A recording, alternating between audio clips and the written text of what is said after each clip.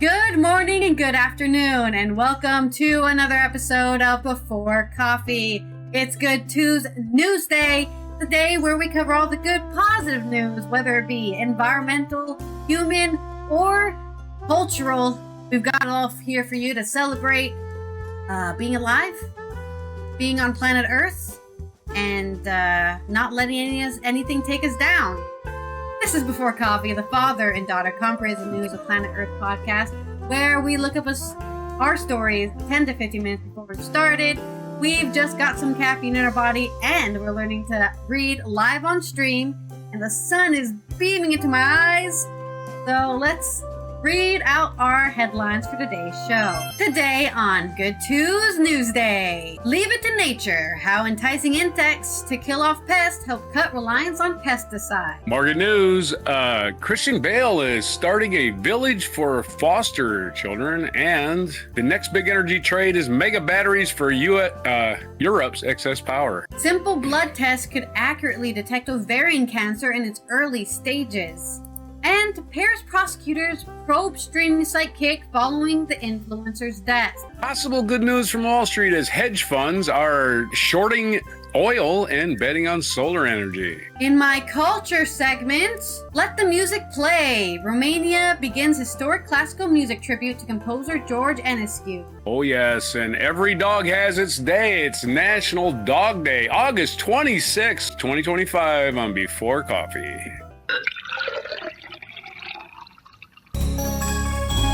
The dog days are over. The dog days are over. Of the world. You don't know that song? Maybe. No. Many parts of the world, it's hot and muggy and disgusting. But not here. It's kind of dry. Still warm. This guy does not know dog days. It's a good 2000s, late 2000s hit. I think Florence the Machine. Late 2000s. We're only in the 25th year to 2000s. Yeah, I mean, as in 2000s to 2010.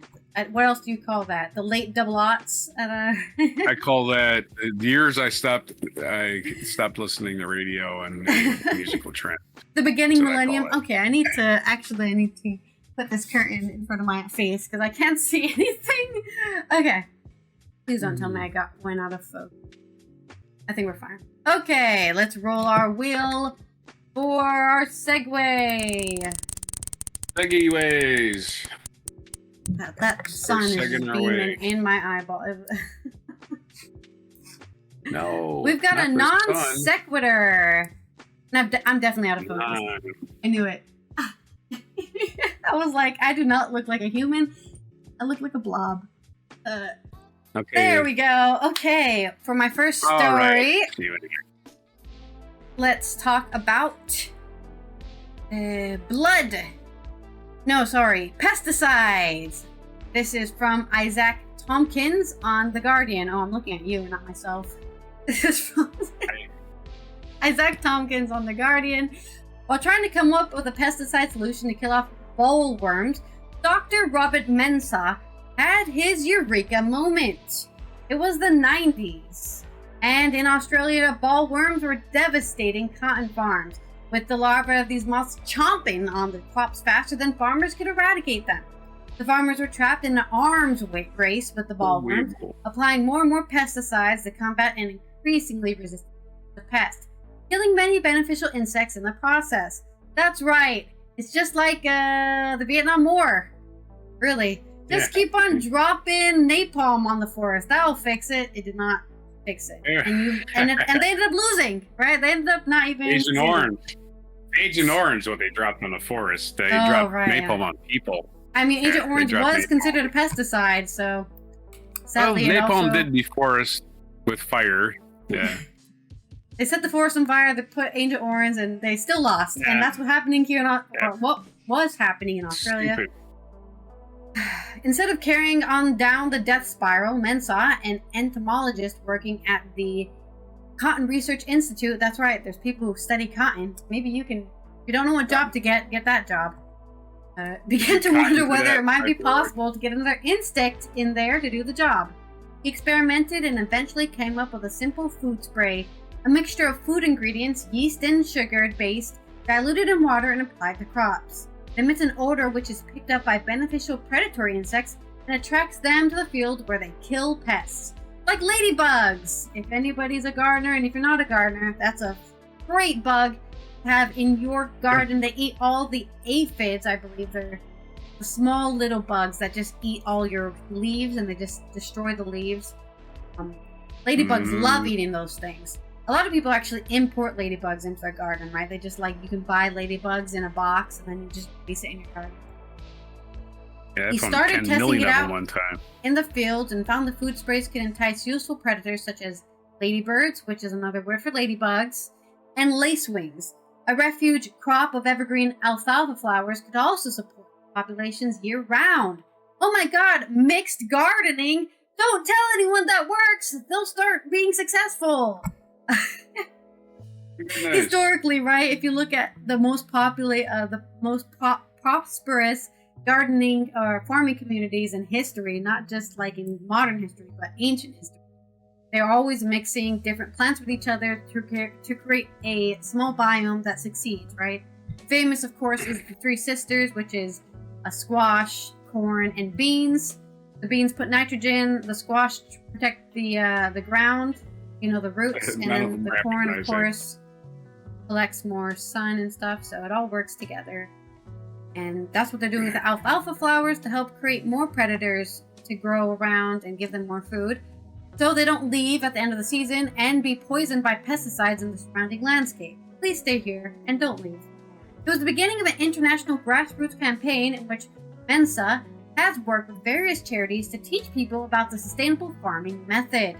Ever since the dangerous side effects of pesticides became widely known, alternatives have been sought. This approach to farming, which reduces our reliance on pesticides, is called integrated pest management. And it's not as new as you think it is. Integrated pest management is a concept that goes back to the 1950s. I would say even farther than that, but sure. Dr. Samantha Cook says, a behavioral ecologist at the Agricultural Institute, Rothamsted Research. Before reaching for pesticides, or less harmful substitutes such as pest-killing fungi and bacteria, there are a range of methods you can use to prevent pest populations from building in the first place. I like to think of it as an IPM triangle. At the base, you've got a management tool. If you rotate crops well, that helps to reduce pest populations building in the soil. Another key element is monitoring pest populations, deciding on thresholds above which the pest populations need to be controlled, Cook says. What are you love laughing that at? term, pest populations. A pea-popping story you got there, A right? pea-popping, yeah. Like pest populations. Pest populations. It's funny. I'm sorry. IPM peace population.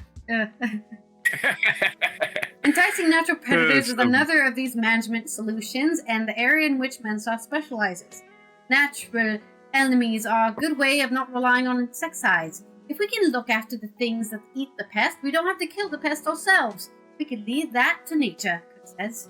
In 2004, Mensa took food sprays to Benin, where the Pesticide Action Network, PAN UK, was helping farmers transition to organic farming.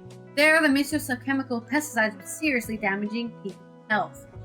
I saw conventional farmers wash their chemical into containers in a pool of water that the cattle came and drank from, said Mensa. Some of them used chemical containers to store water for the families.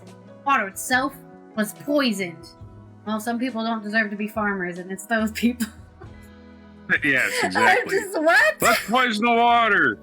I want all the fresh water, and I'm going to poison it. Put my water in this Agent Orange container. Don't worry. I washed it with some soap first. Okay, just go for it, dude. I believe in you. It was very sad because I came from Ghana in a time when we were using DDT, a synthetic insecticide, to kill fish in the rivers, and then would bring the fish home and eat them. Pesticide fish. Delicious. I then moved to a developed country where they know the risk posed by insecticides.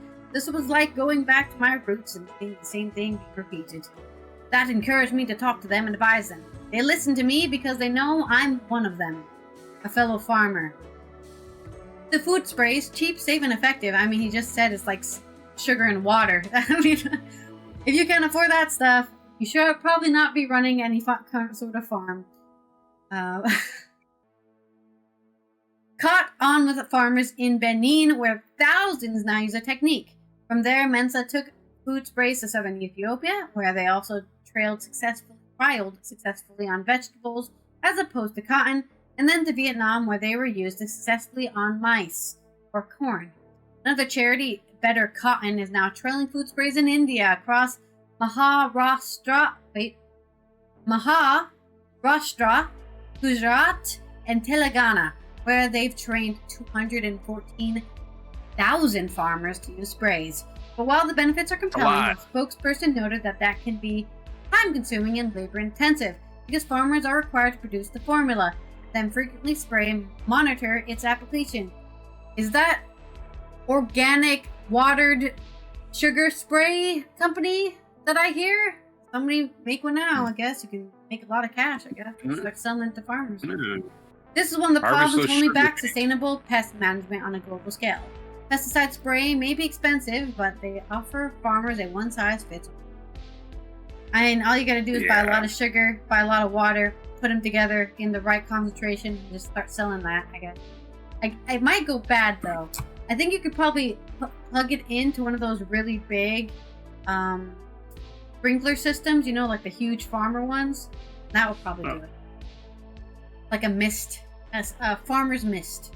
But entomologists tell us insects will inevitably become resistant to any chemical pesticides will prevent. Marcel Dick, professor of entomology at Wageningen University, says, "It's simple. Insects are variable in genetic makeup and you never eliminate 100% of them. Let's say 1% survives, and that 1% has a way of overcoming the pesticide. They transfer this genetic predisposition to the next generation, and so it spreads among the population. That's how insects, sometimes very quickly, can become resistant to pesticides." Yes, because they have very short life cycles, so some of them even a day. So you can go for like a whole season, you can go through hundreds of thousands of generations of insects until they're all resistant to pesticide. Food sprays, says Dick, are not a silver bullet technology, but they can help in nourishing beneficial insects alongside a range of other management techniques.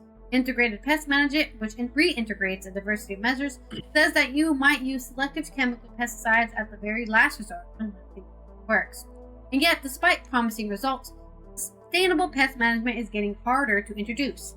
Even in the UK, where there's a consumer market for eco-friendly products, this isn't because farmers don't want change, says Dr. Stephanie Williamson, who was a staff scientist at Pan UK for more than 20 years.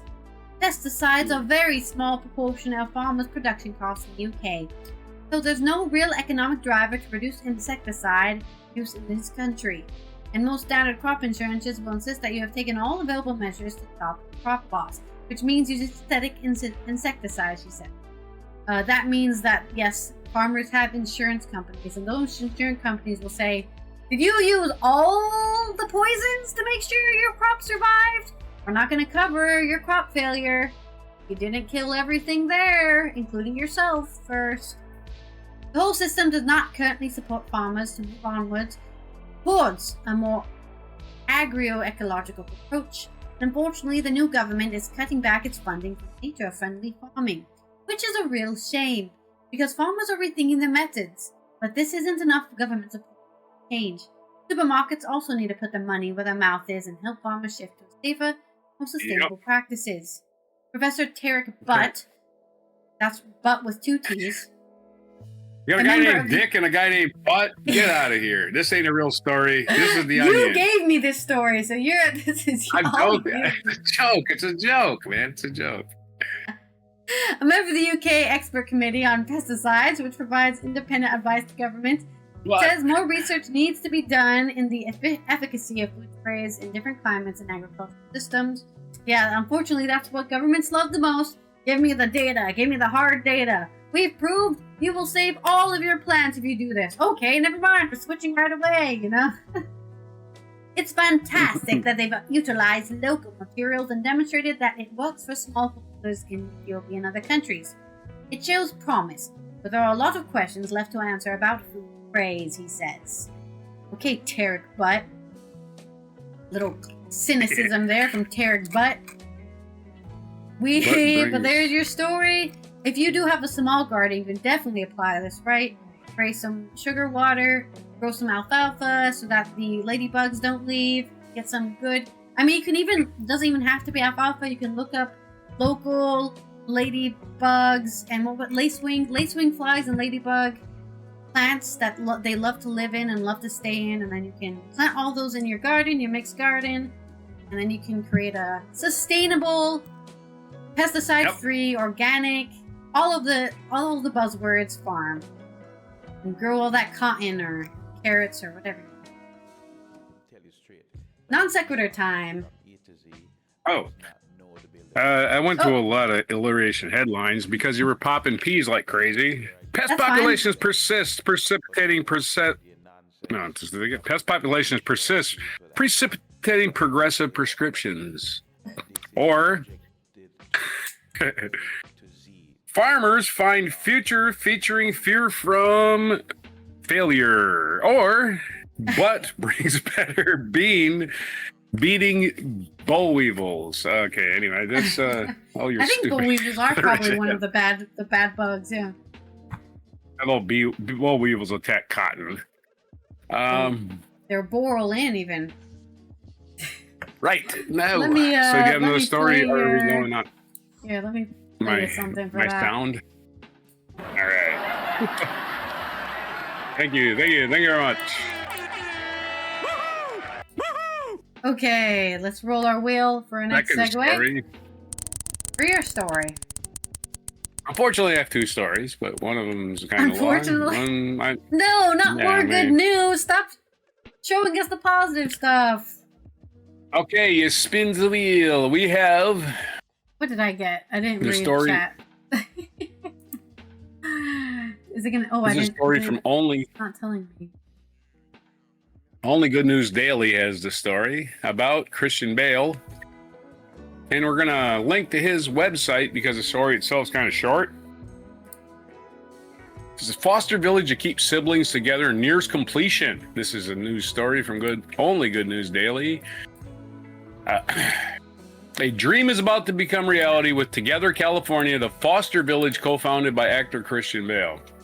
The development is designed with a powerful objective, making sure brothers and sisters in foster care don't have to be separated. That's a big deal because studies show that more than half of foster children with siblings end up being separated. And in some cases, the number can be as high as 80%. For children already facing the trauma of leaving their parents, losing their siblings too can be devastating. And so you can imagine the trauma of that, but added to the trauma to be taken from your parents and then you lose your siblings, that's just something we shouldn't be doing, Christian Bale said in an interview with CBS Sunday Morning. The project includes 12 homes for families, 2 studio apartments for young adults transitioning out of foster care, a citrus grove and a garden, play areas and large community center packed with resources, a learning lab, multi-purpose rooms for activities, officers for case managers, and even a full kitchen for shared meals.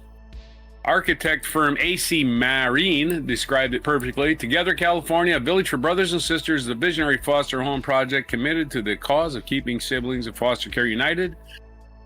The village is expected to open early next year with trained foster parents ready to provide care for children who move in. Thanks to Christian Bale and his team, hundreds of kids will get to hold on to something priceless, the bond of family. And we'll go to their website. We're going to introduce you to the togethercalifornia.org.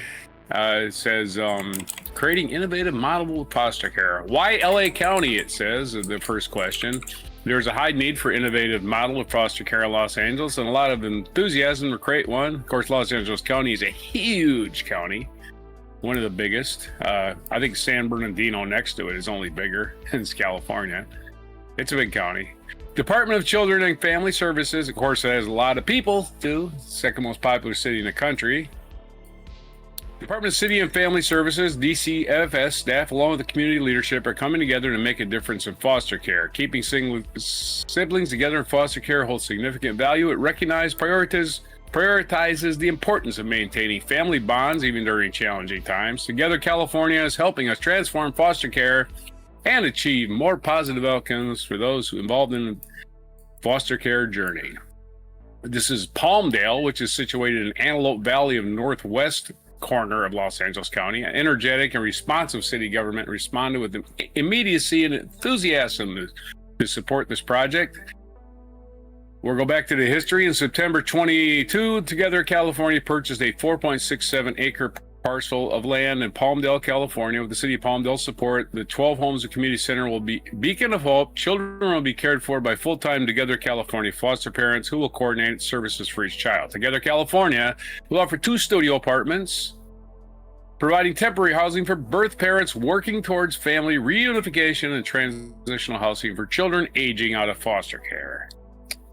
We already kind of went through that with LA County having more kids in foster care than anywhere else in America. It's time we stand together and take a holistic, loving, and long-term approach to better care for our children. It does. And Sibby, which I believe is Christian Bale's wife, and Christian Bale, you got their pictures. They are co-founders. Together California, doing a good thing. Of course, with the thing of the hidden cost of foster care is homelessness, right? Because you and me and other people that have a real family unit to fall back on, if you go out into the big world and fail and your house gets repossessed and your car, you lose your job, you can go back, move in with mom and dad until you find a new gig. Foster parents, they ain't got, foster kids ain't got that. They ain't got that. They got no fallback. Their fallback is homeless. That's their fallback. So good work by Christian Bale, the American Psycho, who's actually from England. And Batman. Yeah, and he's also Batman, and he played Bob Dylan in one of the Bob Dylan biopics. So yeah, Christian Bale, multi-talented, kind of a jerk, but giving away is just taking care of people, right? He's a jerk to people that probably British. deserve I don't even it. think he's a jerk. I think he's just a straightforward British guy, and then Americans are like, "Oh, he's rude to me. He wasn't being serious, Karen." There's one famous tirade where some guy wanders. He's a director in some movie, and some guy wanders onto the set, and he just will not let it go. He just keeps yelling at the guy and insulting. I was like, okay, you made maybe your point. Maybe he was tired of American Mr. stupidity, huh? Yeah. Right, maybe. He's Can't intolerant. There's hey, cameras, you're allowed. There's lights. Everybody's Can you allowed. not notice we're filming something here, you idiot? My point is, you can be a jerk all you want as long as you're doing good works. There you go. There you go.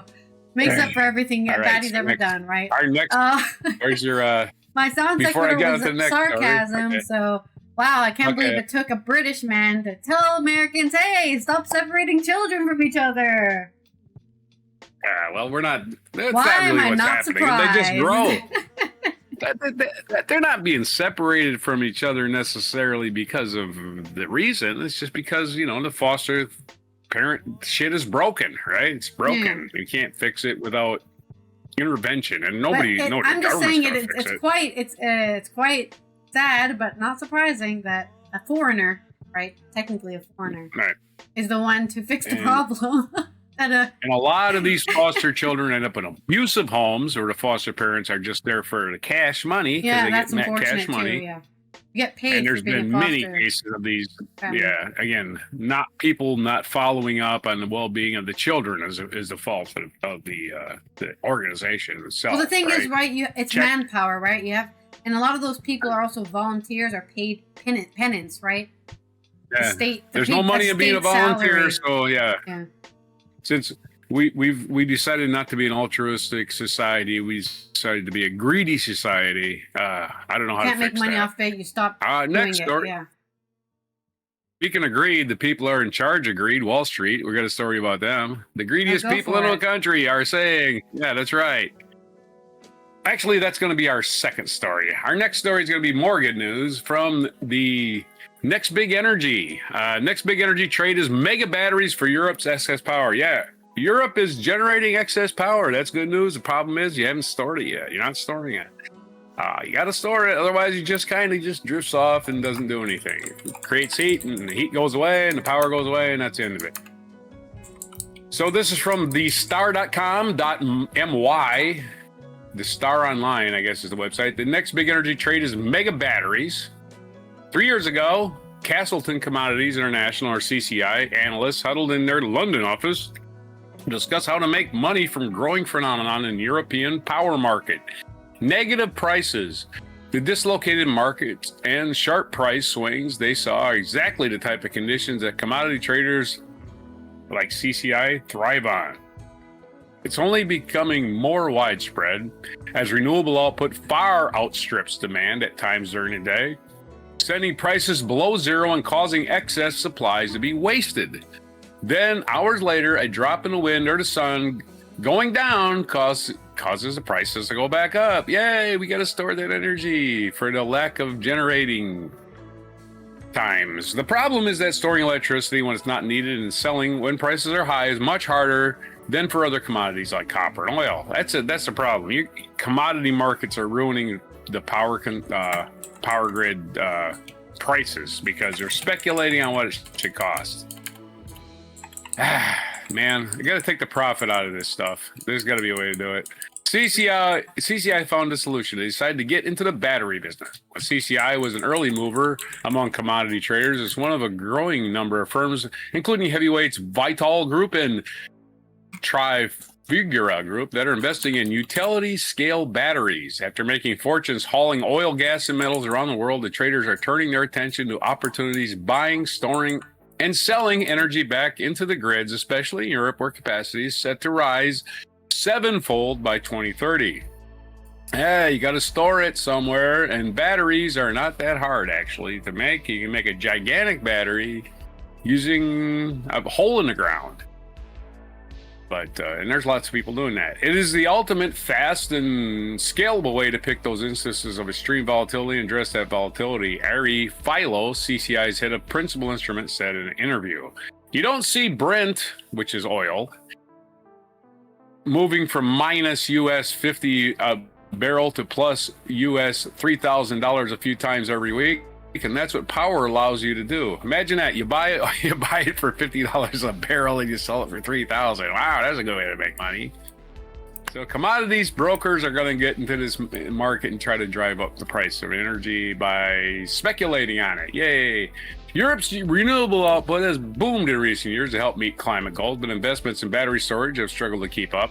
The region needs gazillions, which is not a real number, more large-scale batteries to address the issue of negative prices, Vital Chief Officer Russell Hardy said in February. It doesn't sound like a scientist if he uses the word gazillions. It's not a number. Of these looking to roll out projects, CCI's spending plans for Europe make it one of the biggest early investors in the sector. Since meeting 3 years back and negative prices have become even more common, to amass the heavy industrial battery assets is some of Europe's most renewable heavy regions, including the United Kingdom, Netherlands, and Germany. The company bought major stakes in storage developers S4 Energy, BV, and Lower 48 Energy, BES Limited, and plans to invest $600 million to $1 billion by the end of 2027 in a portion of a 10 gigawatt of potential storage sites, according to Pilo. So there's a lot of technology has to go into this to be invented. The technology's role in ensuring energy security is also highlighted by widespread blackouts in Spain and Portugal this year. The push by trading houses is part of a wider move into liberalizing electricity markets that have long been dominated by utilities like Électricité de France SA and Uniper SE. The expansion is set to continue. Take top independent oil trader Vitrol. VPI Holding, which is part owned by Vitrol, is battery sites in Ireland, plans to invest £450 million in developing, or $520 million in developing a portfolio of 500 megawatt of German storage through a joint venture in the coming years. Vitol, BC renewable subsidiary already has capacity in the United States, with more currently in construction and another 2 gigawatt hours in its near-term pipeline. Meanwhile, Trafigura-backed Nala Renewables has battery investments in Belgium and Finland and plans to have multi-stage portfolio around 1 gigawatt by year-end, Chief Executive Officer Mike O'Neill said. So lots of optimism and storing power so it doesn't just go to waste. Oh, we generate a lot of power, but the batteries can only hold so much. That's it. That's all we can do. So we just more batteries. And again, they don't have to be toxic batteries like a bunch of people think they have to be, which is the idiot's way of thinking. Here's what idiots do with technology. It fails the first time, they give up and say it don't work. That's what idiots do. geniuses, smart people who are developing this stuff, they see failure as just another thing they got to deal with. And it's not complete failure. It's just, okay, we have to make an adjustment. What failure is a learning, a lesson to learn. Yeah. Yep. The stupid people will sit there and say it's no use, it'll never work, and then they can't give you a reason because they're stupid. They can't. You're right, That's Chrono. their perspective because they don't know anything. There's a lot of ways to store power. So Chrono agrees. Right. All you need in a battery is a storage, basically just a big storage bin, right? Difference of potential on one end from the other end, right? You have high positive at one end, high negative at the other end, and when you flick a switch, they all start this whole process of current flow, and that's a battery, but it doesn't even have to discharge until you flick that switch. All right, so what's the segue? Your sarcasm. I believe it was sarcasm. Yeah, I mean, imagine what would have happened if Tesla just gave up. Oh, you know what? Turning DC power into radio waves. Forget it. I'm just gonna give up. Tesla. Yeah. Nikolai Tesla, the scientist, not the company, not Elon Musk. I default to a person, yes, because Nikolai Tesla is way more important than a car company. So there's a lot of you can say the same thing about Ford, right? What if Ford just gave up? You know what? I can't make cars mass production. Then we'd still be riding horses around. Yeah. Not a bad idea. I mean, I'd like to have a horse. Okay, your story. Okay, let me roll my segue. Chrono also says, or you can use a pump to lift water, then use gravity to run a turbine. Mm-hmm. As an example of different ways we can... Yep. Of course, my water issue wheel. Currently with our power generation as the human race is that we're all stuck on kinetic energy specifically, right? We use every town for something to move steam, to move a wheel, and then we use that kinetic energy from the wheel to create electricity. That's all of our electricity.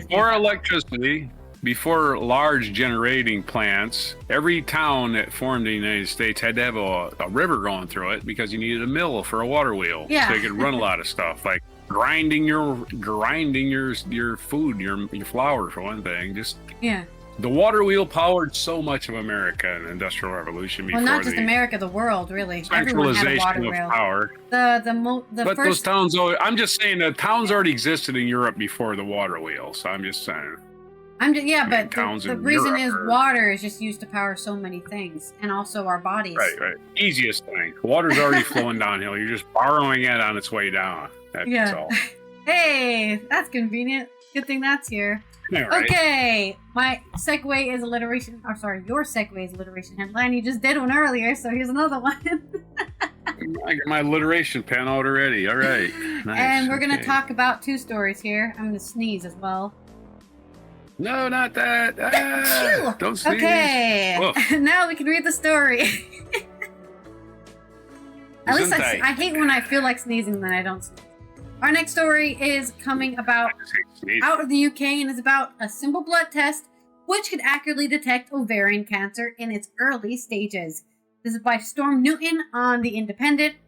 A straightforward blood test shows promise in accurately detecting ovarian cancer at its earliest stages, potentially revolutionizing care and outcomes for women affected by the disease we suggest, or people with ovaries. Because there's definitely people with ovaries that aren't women.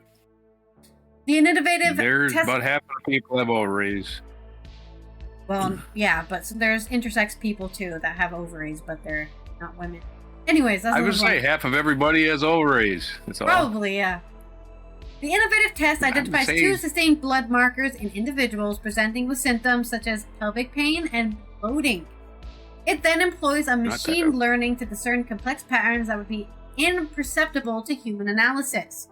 Experts are optimistic that, pending regulatory approval, this test could eventually be integrated in NHS services. Ovarian cancer affects approximately 7,500 people in the UK annually, predominantly those over the age of 50. So if you're 50 or older, make sure you get checked.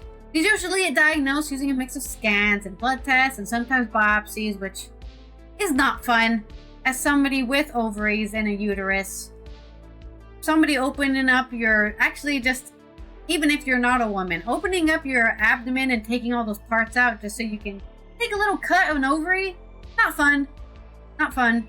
Symptoms, or maybe you could go in with a scope, but I don't want anything going through my cervix, thank you.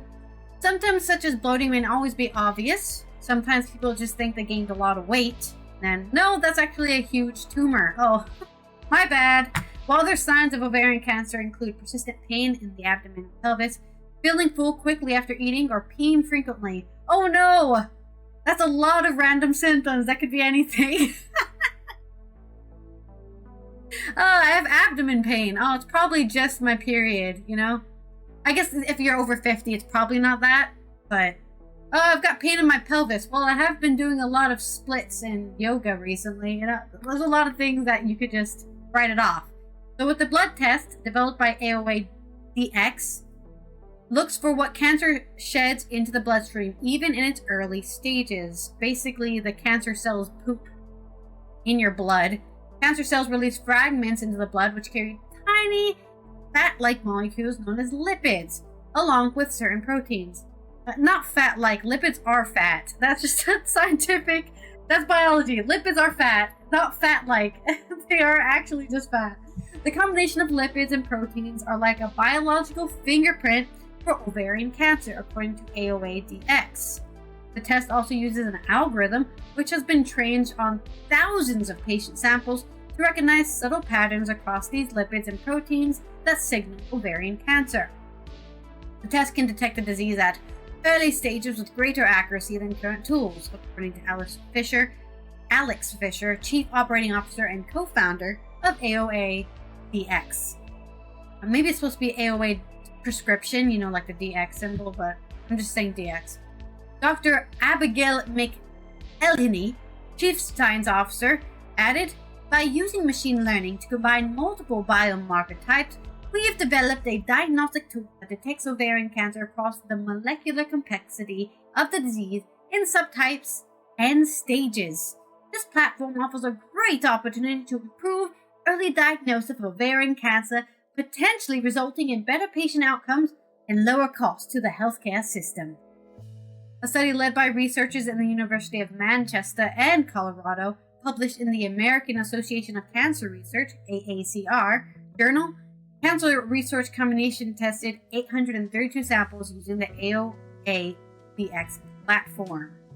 In samples from the University of Colorado, the test was able to accurately detect ovarian cancer across all stages, as in early to, you're gonna die, of the disease, with 90% of the time and 91% in early stages. That is really high.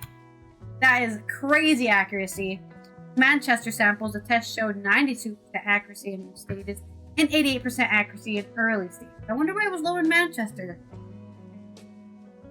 Guess you also have to test this on all sorts of different populations to see if there's a differential due to diet, genetics, and all sorts of things, right? That change how the sample, like the ovarian cancer, expresses itself in the body. Emma Crosby, a professor at the University of Manchester, an honorary consultant in gynecological oncology, a Manchester University NHS Foundation Trust, MFT, said, AOX-DX's platform has the potential to significantly improve patient care and outcomes for women diagnosed with ovarian cancer. We are eager to continue advancing this important research through additional prospects, trials to further validate and expand our understanding of how this could be integrated in existing healthcare systems. There's your good news about ovarian cancer being able to be captured earlier and earlier with the help of AI. Give me an alliteration. Oh, alliteration headline. I've got it here. It says, clever chemists comments on cure for current cancer concerns. Yeah, it's a pretty big concern. I hate when the body wants to eat itself. Yum body. Next. Our next story, or is it my story? Another one. We're going to talk about an update from Friday. I think Friday, we did a story about a Paris streamer dying on Kick, getting beat up by his housemates, which I believe have been arrested and probably should go to jail. But now Paris itself is looking into the site and probably going to pass some laws in France against trash streaming. Oh wait, didn't load the freaking article. Here it is. Coming out of Paris, this is by Emile Marzoff, Ocean Herrero, and Elisa Getrizzi on Politico. Paris prosecutors have launched an investigation into streaming platform Kick after an influencer died during a marathon livestream this month. The prosecutor's office said in a statement that the French Anti-Cybercrime Office will be probing whether the Australian site violated Digital Services Act, the European Union's landmark law regulating social media, or knowingly providing illicit services by distributing videos of individuals being harmed, also known as snuff films? No, not snuff. The other one. Or is it snuff? Whatever. Snuff film. Yeah. Digital Minister Claire Chapaz told reporters on Tuesday, which is today, the 26th of August, that she filed a complaint against Kick for dissemination of content constituting criminal offenses. Politico has reached out to Kick for comment. The platform responded to the death of Raphael Grave, known by his streaming alias Jean Parmanov, on Wednesday, or last Wednesday, I believe, as the 20th of August, by sending its sincere condolences to the family and committing to cooperate fully with the authorities in a post on Twitter. France's digital ministry, French digital regulator Arcom, and Kick have been the subject of intense scrutiny since Graven died during a 12-day-long livestream. Though exactly what killed the 46-year-old remains under investigation. I thought it was getting beat to death, but maybe not. Graven was repeatedly belittled and subjected to physical abuse throughout the marathon livestream and in other videos posted on Kick in recent months. French authorities have been alerted to the instance of Grave, an army veteran, being mistreated on livestream as early as December after a report from French investigative outlet Mediapart. As part of its investigation, Mediapart reached out to Arcom and to Chapaz's office, but did not receive an immediate response from the ministry. Uh-oh! Guys had a chance to do shit. Maybe they were gathering in evidence, right? And unfortunately, something bad happened before they could take it to trial. Because it does take a long time to gather a lot of evidence so that you have a really good, court case you can take. Judge. Prosecutors in the southern French city of Nice opened an investigation shortly after the Mediapart photo was published. The case appeared to fall apart after prosecutors there said that both the perpetrated victims and the perpetrators denied that any crimes had been committed. I will not be filing assault against the people who beat me to death. But the statement from Paris prosecutors said that the affair remains under the jurisdiction of their Nice counterparts, that the two officers were working together. So, sometimes you gotta do stuff for people, right? In that case. And I'm not being mistreated. It's just Stockholm syndrome. It's like, sorry, dude, we're gonna have to separate you from your housemates that keep beating you to death. I know you don't have a problem with it, but us as a society have a problem with it. Yeah. I think French people would do that. France does not has very rigorous laws, and they are. Let's just say they're not the most lenient of law enforcement. They don't have the most lenient law enforcement. I definitely could see somebody just, we're taking you into custody to protect yourself from yourself. And even if I probably don't have rights against that. But there's your update. They're now 2 different offices are looking into what happened and what caused it, and if they could maybe pass something to avoid this from ever happening again. The shining light in the tragic story. Okay. This is ready. In Paris, correct? I'm sorry. Yes, Paris. All right. So am I doing my alliteration now? Yep. Okay, Parisian prosecutors prepare punishment for purveyors of punishing photos, which starts with a P. That's it. Sorry, the last one I could say potos, but it doesn't start with a. Not pronounced Terrible. that way. Sorry. Okay, Yeah, terrible. there's your story. There's your alliteration. Yay! Somebody cheer for me. Anyone? Yeah, yeah. All right. So our next story. I almost have you a video. Not sure which one I want to give you.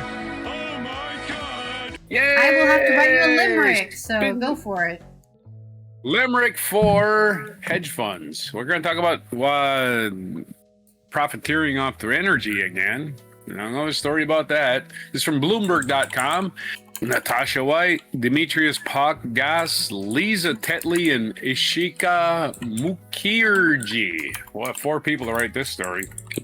Hedge funds shift bets on oil and solar stocks and energy reversal. Says here, hedge funds are betting against oil stocks and winding back shorts on solar and reversal positions that dominated their energy strategies over the past 4 years. This is the beginning of October, and through the second quarter, equity-focused hedge funds have, on average, been mostly shorting oil stocks. Shorting means we're gonna wait. We're gonna make sure the price never gets any higher. Like, we're never gonna make it any higher. We're gonna stop buying oil futures, basically.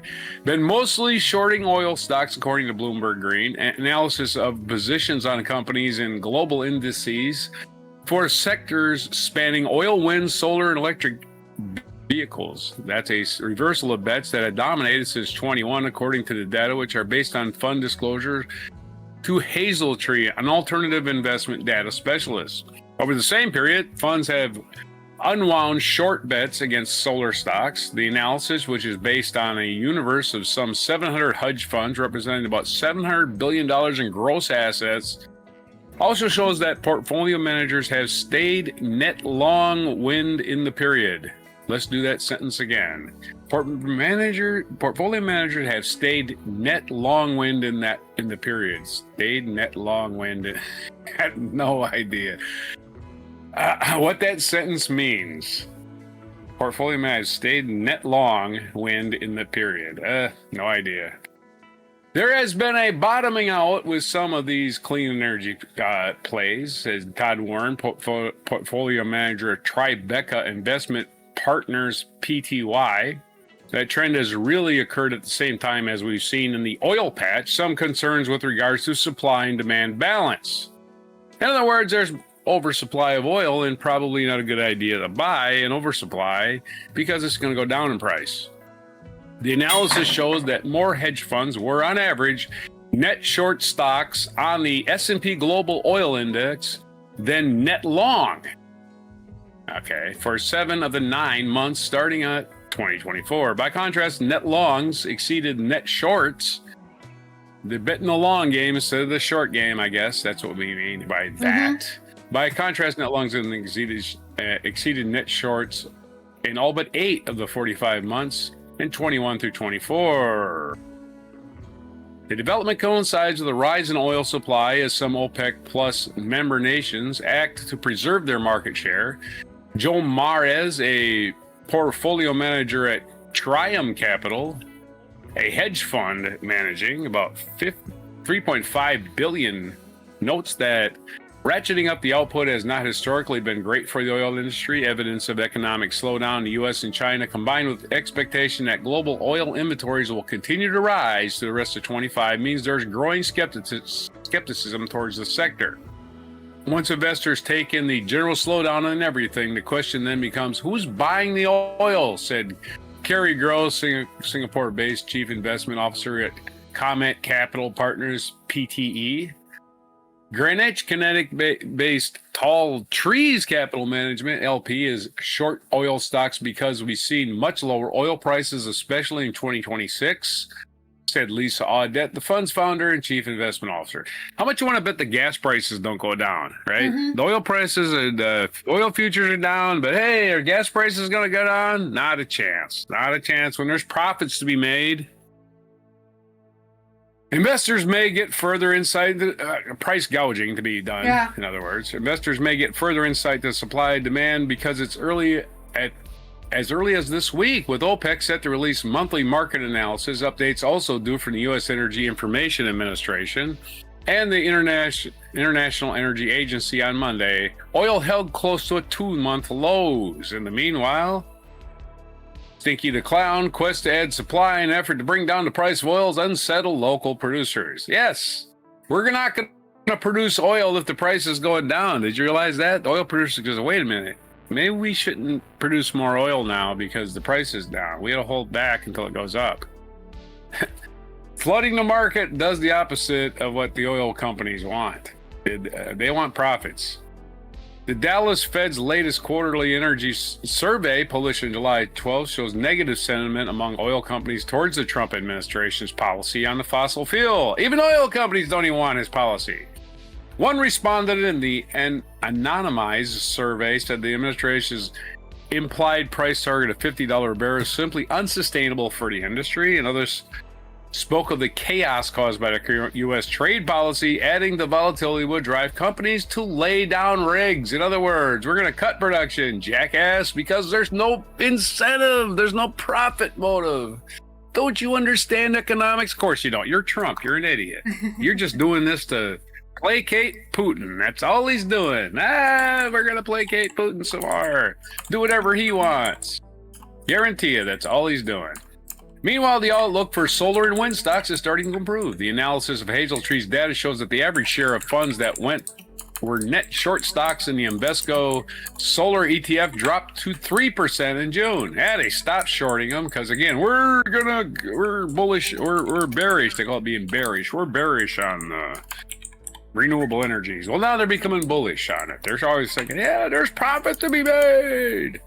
Other hedge funds managers said AI has the potential to trigger a generational swell in energy demands, likely to give new support for renewables. Of course, AI is a bubble. It's going to crash. It's just a matter of time. Don't know when. It's going to crash. It's all built on speculation. I don't know why people think speculation is good. It's good if you're making profits, but if you're the one that's gets to the end of that speculation, and at the end of the speculation, it's one big fat nothing, that stock becomes almost virtually useless overnight. And the stock market will crash. It will. It's always crashed. It will always crash. I don't know why people think it won't. It's the history of the stock market. The market is telling you that AI is the biggest thing we've seen in our entire careers, which means it's going to crash, in other words. Said Karim Mosalim. Too good to be true. Yeah. Of course, your asset manager, your investment bankers only see today's profits and next week's profits. After that, they don't give a shit. They're going to make money, hand over fist, worry about it later. In China, green stocks are now enjoying a rebound after solar industry started addressing overcapacity concerns after losing about half its value between 21 and 23. The Solactive Select China Green Energy Index, which includes solar giant LONGi Green Energy Technology, has advanced around 19% from an April low. So if you were bought in April and you own that stock now, you are making some money, 19% in just a few months. So there's money to be made out there, folks. Again, we're all speculating. We're all at the whims of the capitalists now because there's no regulation in the United States. There's no regulation on Wall Street. And basically, people in Congress can buy and sell stocks with insider trading information with impunity because nobody's going to ever punish them. So anyway, that's the good news. The good news is they're starting to short the oil stocks, and I'm sure the price of gas will just tumble into $1 a gallon any second now. Keep that was on my journal, sarcasm. man. Where's your limerick? We need a limerick. Also, good morning, bail me JP. out. I hope you're having a good Tuesday here as we try. I guess we're talking about good news in the economy. Sorta. I have a limerick for you. In a world where the winds gently flow, hedge funds seek places to grow. With solar to spare, they bet without care, while oil surplus steals all the show. Yay! Question mark. As yet again, it's all speculation. Everything we've just talked about is speculation. People just made stuff up and said, this is totally what's going to happen. Right, Trust speculation. us. Yes. Never bad. Because if they do know what's going to happen, that's insider trading, and that's illegal. As they say, the stock market always trends up, but it always crashes too. So can only go up and down. The line, oh glorious line. Okay, that's your only story? Oh no, wait, we already. Do you have another one? I'm sorry, no more stories. Do the wheel. Okay, then segue wheel. I'm gonna sneeze again, or my body's gonna tell me to sneeze, but then it's not going to. My The nose. sun making you sneeze. There's no The sun. sun. I've closed the curtains. Oh. I'm free. I'm free from the sun. It can't get me. Mixed It's metaphor. completely dark. Give me a mixed mixing metaphor. metaphors. And it's our culture news, and we're going to talk about orchestral music. So if you're an orchestral music listener, you probably know this guy, George Enescu. And Romania is about to dedicate a tribute to the composer. This is on Euronews Culture by Tokunbu Talaco and Eduard Popescu. 27th edition of the George Enescu International Festival is underway with classical music, opera, interactive events, and much more taking place throughout Romania as the country marks the 70th anniversary of the death of its most famous composer. One of the world's biggest classical music events, the George Enescu International Festival has begun in Romania. The 27th edition promises to be an extraordinary celebration as the country commemorates the 70th anniversary of the death of the eponymous composer and musician.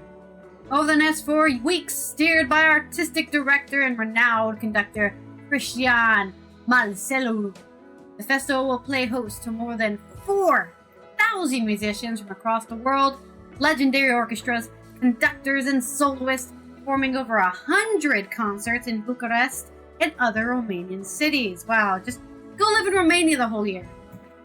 It's a special edition because, as always, we present music of George Enescu in the context of all the other composers we present. It's so important for us to be able to offer the world this beautiful moment in which the music that speaks directly to our heart is shared by all those who are able to come to the concerts, said Marcelu. Cristian Marcelu is the artistic director, and there's a picture of him in a pure black suit with a black shirt, and he's doing this with his hands, the classic, what do you call this? Conductor pose. Conductor pose. No, conductor pose would be with like stick,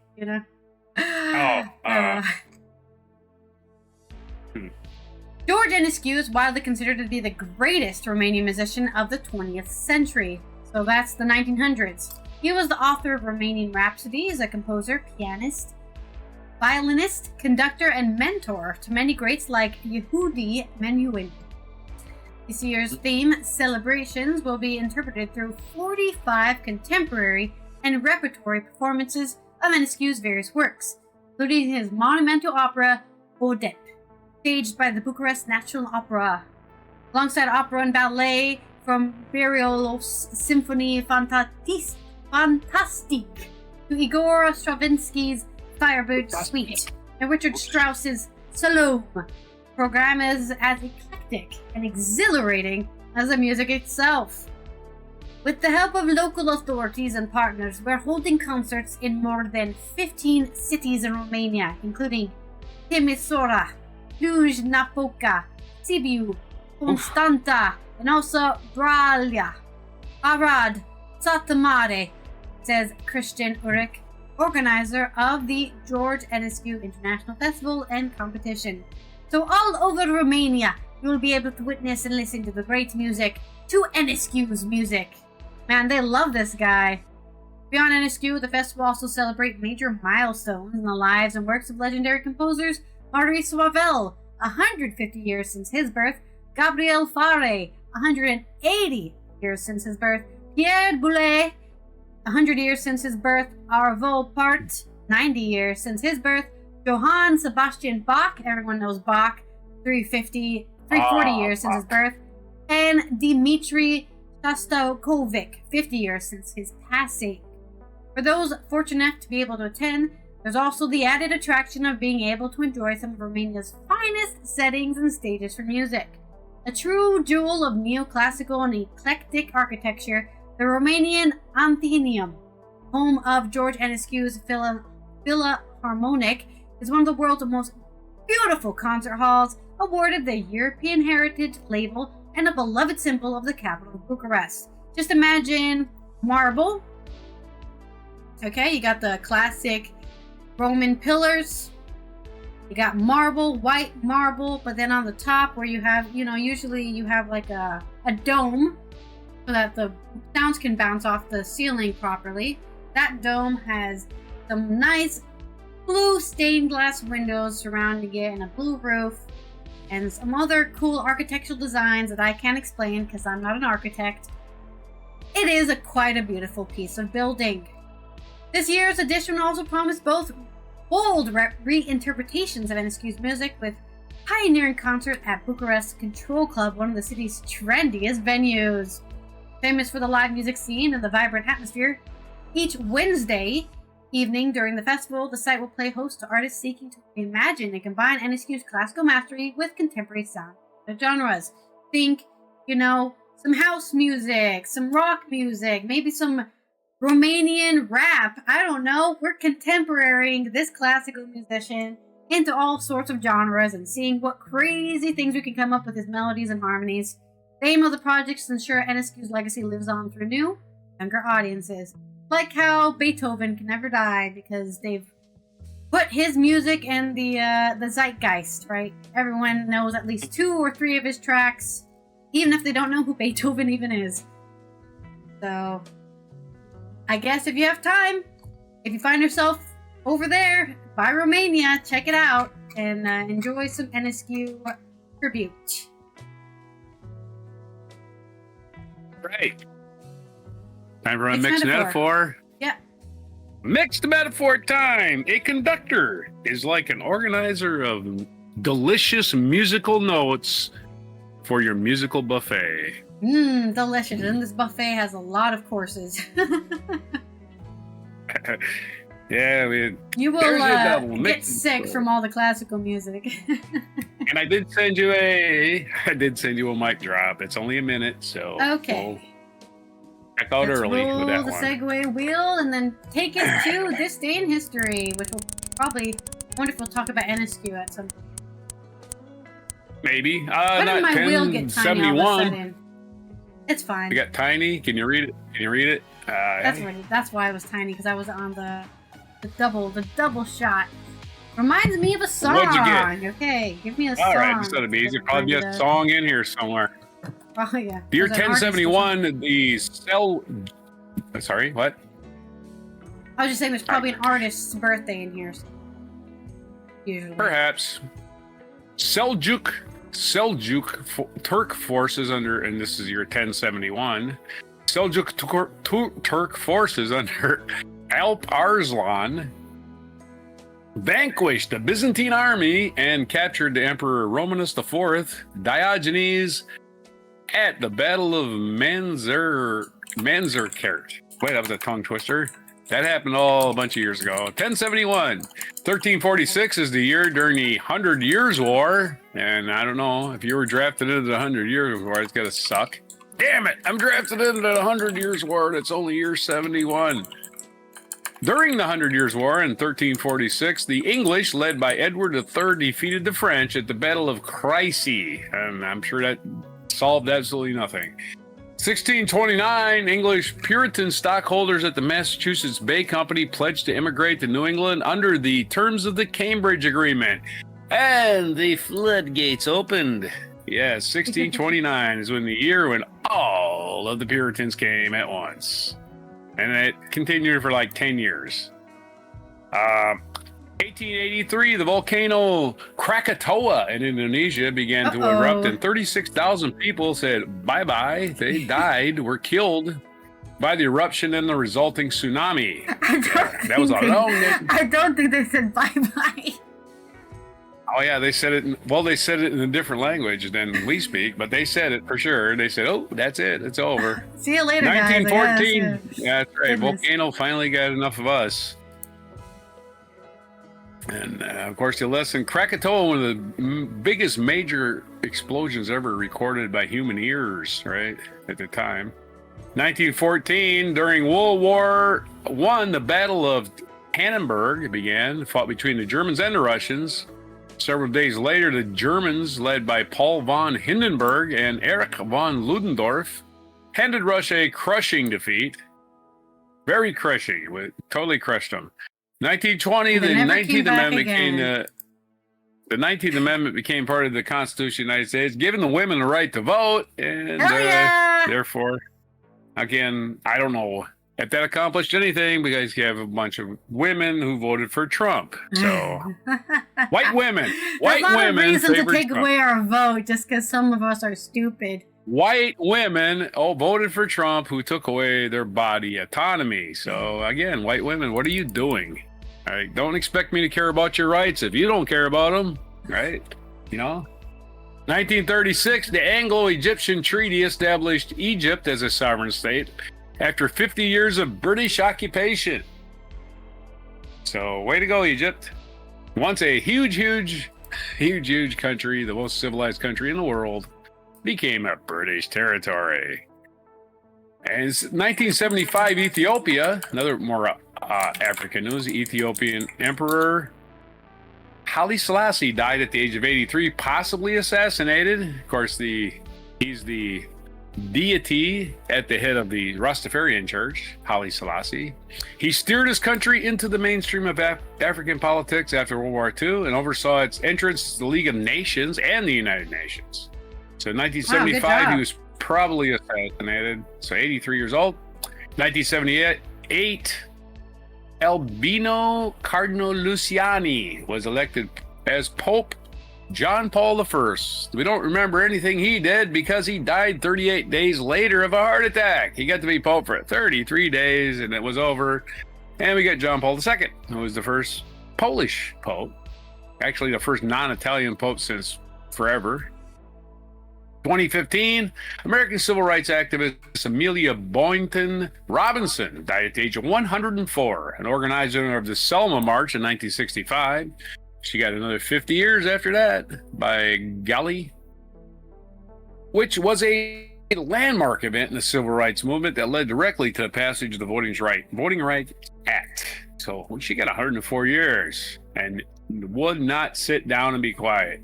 2018 is our mic drop featured moment from American playwright Neil Simon, who died at the age of 91 in this day in 2018. TV writer Neil Simon, who's one of the most popular playwrights in history of American theater, known for such plays as The Odd Couple, In Biloxi Blues, and he got to be 91, Neil Simon. Also a writer for Your Show of Shows with the great comedy writers of all time, Carl Reiter, Mel Brooks, Woody Allen, all worked for Mr. Sid Caesar on his show. August 26, 1429, Joan of Arc's arrival at the outskirts of Paris. On this day, in the preparation for attack on Paris, part of Charles VII's campaign to drive the English from French soil, Joan of Arc, Jeanne d'Arc, and her soldiers reached the city's outskirts on this day in 1429. The assault ultimately failed, and they blamed her because, hey, let's blame the kid, because she was like 17 or 16 or something. Our featured biography is Antoine Laurent Lavoisier, French chemist. He was born on August 26 in 1743 in Paris, died in Paris at the age of 50, May 8th. 1794. Other famous birthdays, Antoine Lavoisier, we just talked about. Albert, the Prince Consort of the British Empire, born in 1819. I believe she was married to Queen Victoria. He was married to Queen Victoria.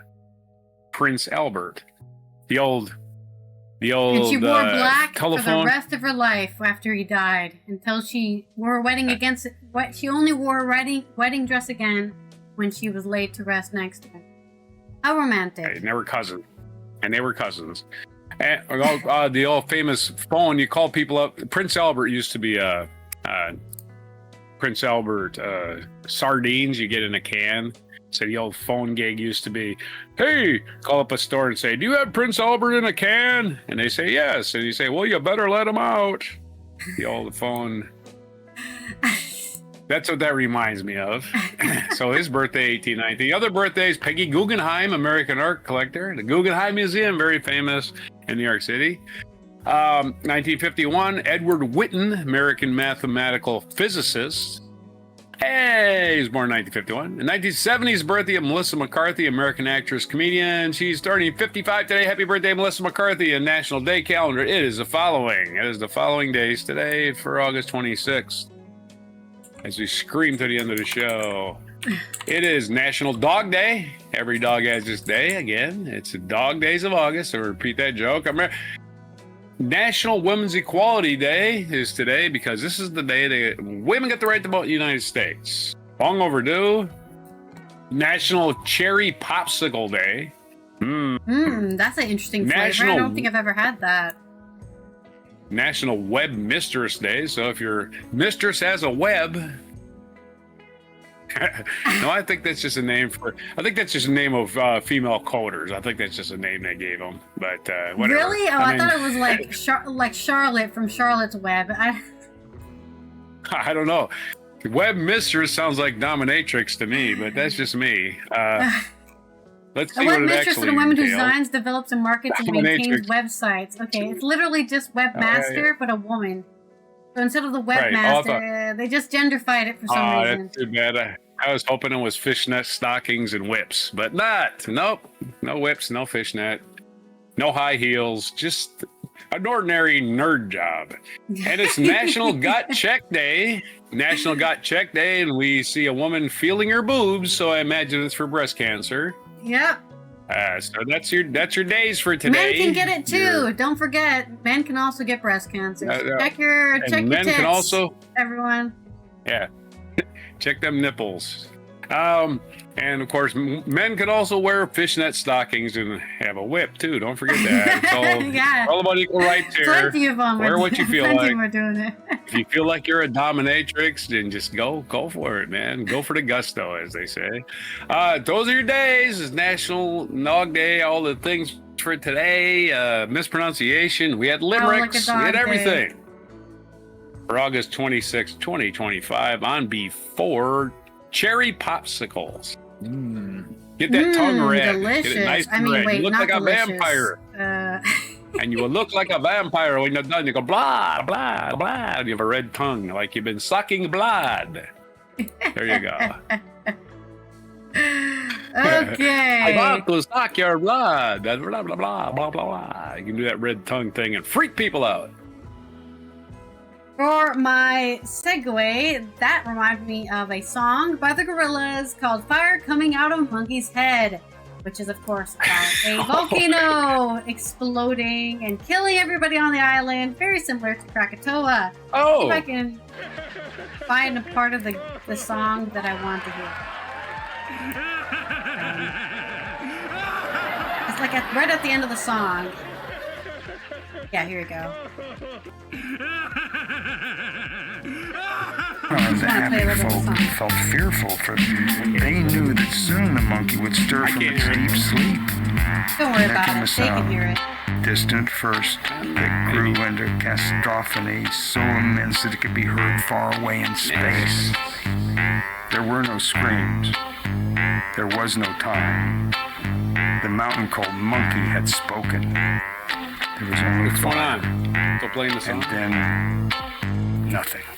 I just wanted to do the part where he says there was only fire, and then there was nothing. Which is probably how the people on Indonesia felt about Krakatoa. Is there any international UN observances today? I don't think so. I think there's like none this week, maybe? I swear there wasn't any. Why did I switch computers? Here we go. Oh, no, there's one tomorrow, but none today. So this has been Allison here from the Netherlands, Roger from the East Coast of the US, as we tie off another Good Tues Newsday. I know we didn't really end it on a positive story there. A positive one, but hopefully you've gotten a lot of hope relived. Also, Hello Dog 6. I hope you're having a good Tuesday, especially now that we've told you all the good stuff that's been happening in the news. Tomorrow is Wacky Weird Wednesday, in which we will look up all the weird shit that's going on. Wacky, weird, questionable animals, and all that kind of stuff. So make sure you're following and subscribed. Turn on those notifications so you know when we go live and post a video. It is Dog Day today. So if you want to celebrate Dog Day, you can celebrate that. Dog 6, for sure. Every dog. Okay. The bastardized version is the dog doesn't shine on the same dog's ass every day, which makes no sense. But Thank you for that advice. The dog doesn't shine on the dog's ass the same. No. The sun doesn't shine on the same dog's ass every day, which is a bastardized version of the same saying that some football player came up with. After he lost just the said game something completely wrong. Oh well, we didn't win today, but then the sun doesn't shine in the same dog's ass every day. It's like, oh, okay. I guess so. Not the same. That's called missing a metaphor. Completely just getting it wrong. It's called a malaprop. You say things completely wrong, get it wrong, learn a long lesson. All right, here is our mic drop moment for today and the end of the show. You're Neil Simon related, as Neil Simon died on this day 7 years ago after a long career of writing many funny lines as a Oscar, I'd like to know what's Broadway playwright. Oh, I think we've seen this one before. What's happened? We must have done this last year too. Like that. Now, what is it? Is it something I said or something I did? Possibly. You said, no, don't stop. It's a little notes, man. Oscar, what is it? Is it the cooking or the cleaning? There's Oscar. Oscar's a slob. Felix is a neat one. The odd couple. And these guys aren't dating. No, they just divorced. They're both going through divorce, both of them. So they're going to marry each other.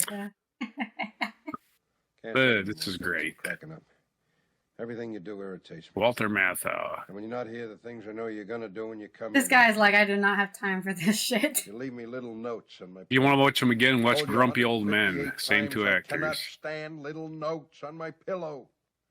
We are all out of cornflakes. Little notes. Took me 3 hours to figure out that FU was Felix Unger.